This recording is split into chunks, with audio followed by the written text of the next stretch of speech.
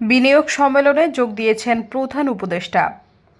বাংলাদেশ বিনিয়োগ সম্মেলনে যোগ দিয়েছেন প্রধান উপদেষ্টা ডক্টর মোহাম্মদ ইউনূস। বুধবার রাজধানীর হোটেল ইন্টারকন্টিনেন্টালে অনুষ্ঠিত বাংলাদেশ ইনভেস্টমেন্ট সামিট 2025-এর উদ্বোধন করবেন তিনি।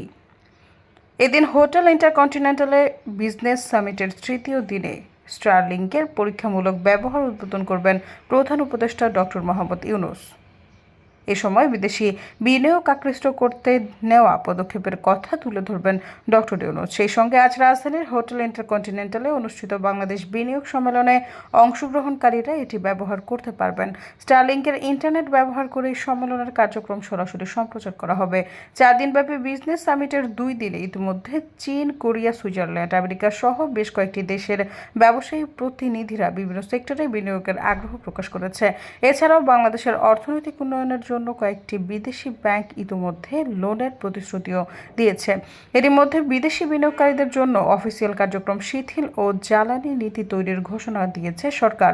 সম্মেলনের তৃতীয় দিন বাংলাদেশে ব্যবসা প্রতিষ্ঠান স্থানান্তরের যৌক্তিকতা তুলে ধরে সব ধরনের সহায়তার আশ্বাস দেবেন প্রধান উপদেষ্টা ডক্টর মোহাম্মদ ইউনূস। সৈয়দা ফারিয়া, সমযোগ।